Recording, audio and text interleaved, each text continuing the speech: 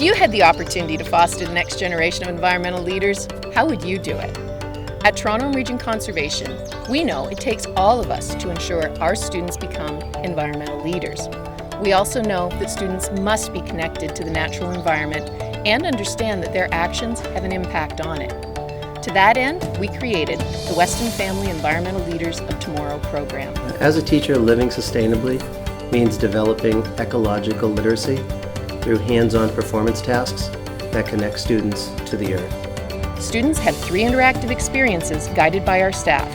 The first one's in the classroom, the second at a residential field center, and the third back in the classroom.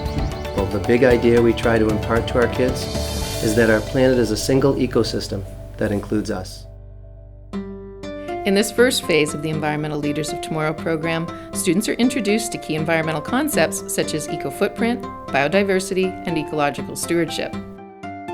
This phase contributes to the students' overall ecological understanding by using hands-on activities that encourage students to think about their relationship with nature and their dependence on it. It's all about the students figuring out where they are starting from and determining where they want to go. Phase 2 occurs at the Outdoor Education Centre and extends the classroom learning experience. Here, students are fully immersed in living sustainably. During their trip, they're taught how to put knowledge into action and are encouraged to think about how they can continue these new habits at home, school, and in their community. This experience is about building confidence, building leadership skills, building a sense of community, and trying something new. I think the biggest surprise for me as a classroom teacher was seeing these kids unplug.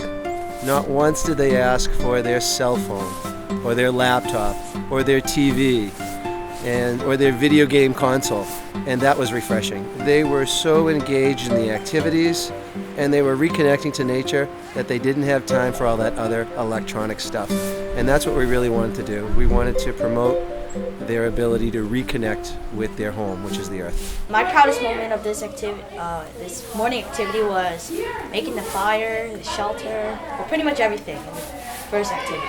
My favorite part was lighting up the fire, even because it was my first time doing it. Amazing. Because it was just a fun experience, and everything we got to do, I probably wouldn't have done it without going on this trip.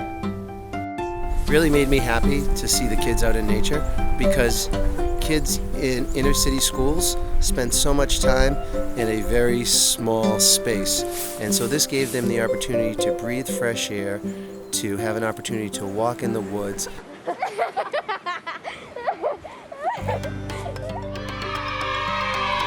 In this third phase of the program, students return home and pledge to moving their newfound environmental knowledge and attitudes into action.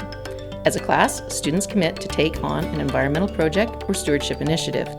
About a month after they return from their trip, a teacher from the Outdoor Centre reconnects with the students in their classroom. They remind students to revisit their personal commitment to lowering their ecological impact and living more sustainably. This helps them measure their progress in achieving their goals. It's about the students putting it all together, reflecting on where they've been, and building confidence in their ability to create the world they want to pass on to their children. We want the students of today and the leaders of tomorrow to understand the nature of ecological change and how they are part of the solution. No one can do everything, but everyone can do something. Find out more at www.thelivingcity.org.